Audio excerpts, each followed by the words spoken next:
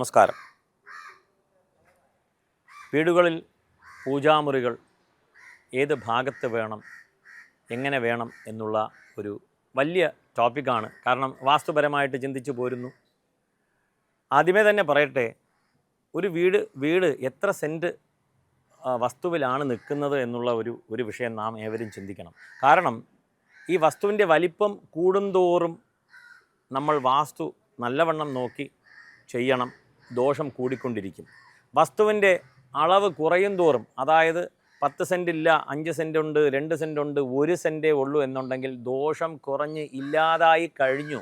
Automatically ദോഷം ഇല്ല 1 cent ഭൂമി. അങ്ങനെ ആ ഒരു ചിന്തയോടുകൂടി പൂജാമുറി എവിടെ വെക്കണം എന്നുള്ളതാണ്. 1 സെൻറ്റ് ഭൂമിയുണ്ട്, 2 സെൻറ്റ് ഭൂമിയുണ്ട്, ഒരു ചെറിയൊരു സ്പേസ് തന്നെ മാറ്റി വയ്ക്കുക. ഒരു മേശപ്പുറത്ത്, ഇല്ലെങ്കിൽ എന്തെങ്കിലും ഒരു ഷെൽഫ്, വലിയൊരു ഷെൽഫിൽ, ചെറിയ വീടാണെങ്കിൽ അതിനനുസരിച്ച് തന്നെ ആയിരിക്കുമല്ലോ, അത് പറയേണ്ട കാര്യമില്ല, ഏവർക്കും അറിയാം. ഇനി അത്യാവശ്യം കുറച്ച് റൂമൊക്കെ ഉണ്ട് എന്നുണ്ടെങ്കിൽ ദയവ് ചെയ്ത് ഒരു പൂജാമുറി വേണം. വീടിൻ്റെ വടക്ക് ഭാഗത്തോ ഇല്ലെങ്കിൽ എവിടെയാണോ സൗകര്യം. കാരണം ഇന്ന് പല സ്ഥലത്തിലും സാധിക്കുന്നില്ല, ചിലർക്ക് സാധിച്ചെന്ന് വരാം. ഏതായാലും ശരി, വീടുകളിൽ പൂജാമുറിയിൽ വെക്കുന്ന ചിത്രങ്ങൾ, വിളക്കുകൾ എല്ലാം തന്നെ കിഴക്കോട്ട് നോക്കി ദർശനമായിട്ട് വെക്കുവാനുള്ള ഒരു ചിന്ത വേണം. അങ്ങനെ വെക്കുക. അതിന് സാധിച്ചില്ല എന്നുണ്ടെങ്കിൽ വടക്ക് നോക്കി ചിത്രങ്ങളെല്ലാം തന്നെ വെക്കുക. ഇതെന്തുകൊണ്ട് എന്ന് നോക്കിക്കഴിഞ്ഞാൽ നമുക്ക് ഏവർക്കും അറിയാം, കേരളത്തിൽ ക്ഷേത്രങ്ങളെല്ലാം നോക്കിയാൽ ക്ഷേത്രത്തിലെ പ്രതിഷ്ഠ എല്ലാം തന്നെ ഒട്ടുമുക്കാലും കിഴക്ക് നോക്കിയിട്ടാണ്, സൂര്യനെ അഭിമുഖീകരിച്ചിട്ടാണ്, സൂര്യനെ നോക്കിയിട്ടാണ് ഈ പ്രതിഷ്ഠ എല്ലാം തന്നെ. അപ്പോൾ ദേവൻ സൂര്യ അഭിമുഖം ഇല്ലെങ്കിൽ കിഴക്കാണ് ദർശനം. അങ്ങനെ വീടുകളിലും അതുപോലെ ഒന്ന് പ്രാക്ടീസായി. അപ്പോൾ കിഴക്ക് നോക്കി വെക്കുവാനായിട്ട് ശ്രദ്ധിക്കുക. അങ്ങനെ സാധ്യമല്ല എന്നുണ്ടെങ്കിൽ ചില വീടുകളിൽ സൗകര്യം ചിലപ്പോൾ സാധിക്കില്ല, സൗകര്യ കുറവ് മൂലം. അങ്ങനെയാണെങ്കിൽ വടക്ക് ദർശനമായിട്ട് വെക്കുക. ഇനി അതും സാധിച്ചിട്ടില്ല എന്നുണ്ടെങ്കിൽ തീർച്ചയായിട്ടും പടിഞ്ഞാറ് ദർശനമായിട്ട് വെക്കാം.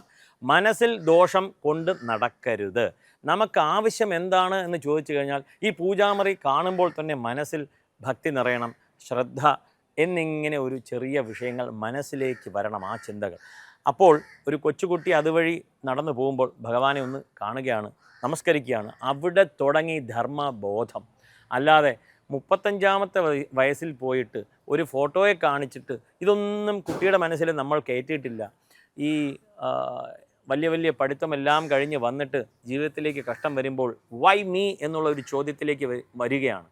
അപ്പോൾ 35 കൊല്ലം മുമ്പേ തുടങ്ങേണ്ട ഒരു ഹാബിറ്റ് നമുക്കിന്ന് തുടങ്ങാൻ സാധിക്കില്ല.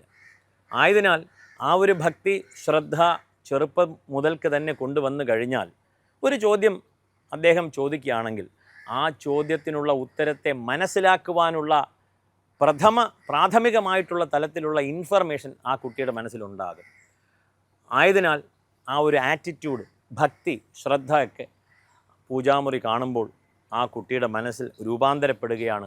ഭവ്യതയോടുകൂടി കുട്ടി നമസ്കരിക്കുകയാണ്. ആ ശീലം എന്തായാലും നമുക്കിഷ്ടമല്ലേ? ഇഷ്ടമാണ്.